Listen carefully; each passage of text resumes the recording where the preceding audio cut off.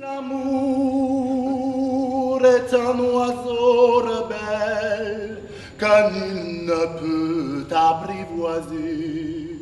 Et c'est bien en vain qu'on l'appelle s'il lui convient de refuser. Rien Merci.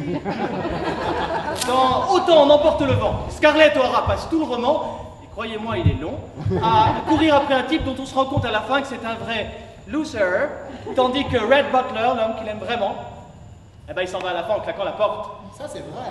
Oui. Mais de tels exemples, on en rencontre aussi dans la littérature. De merde. Oui, Paris Match, Gala, VSD. Oui, oups, closer, public. Figaro Madame.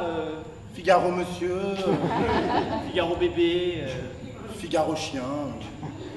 Marie-Claire. Marie-France. Marie-Christine. Geneviève. Violaine. Sylvie.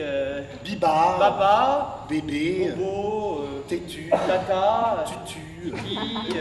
Jeune et jolie. Belle et vicieuse. Frigide et moche.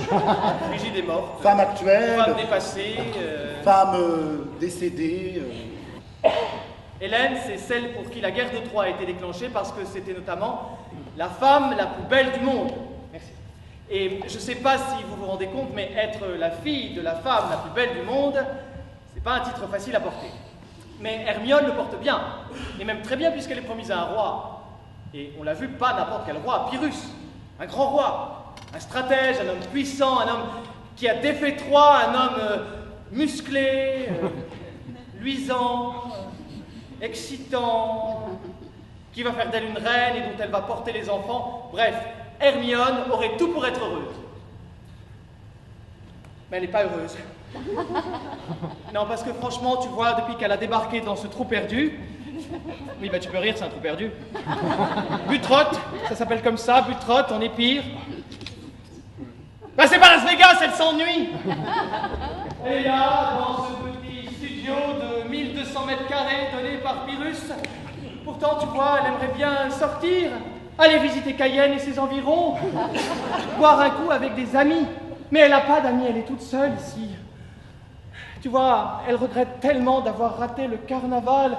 Elle aurait pu aller danser le pic et tchouk chez Nana, Paulina, Nana ou Paulina, enfin bref. Il n'y a personne qui l'a accompagnée. Elle était vraiment là, toute seule. Pourtant, tu vois, si elle était reine, elle ferait de grandes choses. Par exemple, elle créerait une journée internationale pour la femme. C'est bien ça. Oui, tu veux me prendre en photo, voilà, comme ça. Elle aime beaucoup les femmes. Enfin, pas toutes.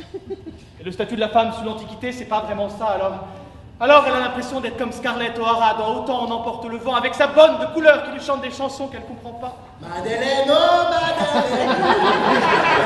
Salut, Madame tombée. Madeleine, oh Madeleine, oh. Tout ça à cause de Pyrrhus qui la prend, qui la jette depuis 6 mois comme une vieille serpillière, c'est pas très agréable.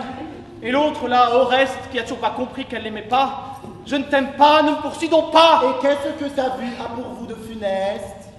Madame, n'est-ce pas toujours le même Oreste dont vous avez 100 fois souhaité le retour et dont vous regrettiez la constance et l'amour? C'est cet amour payé de trop d'ingratitude qui me rend en ces lieux, sa présence si rude. Quelle honte pour moi, quel triomphe pour lui de voir mon infortune égaler son ennui. Et cela, dira-t-il, cette fière Hermione, elle me dédaignait. Un autre l'abandonne.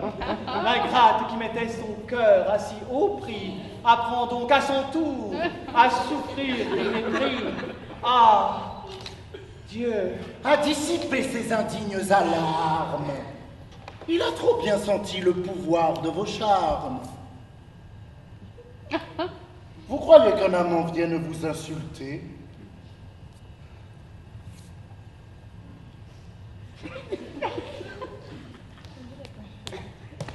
Il vous rapporte un cœur qu'il n'a pu vous ôter.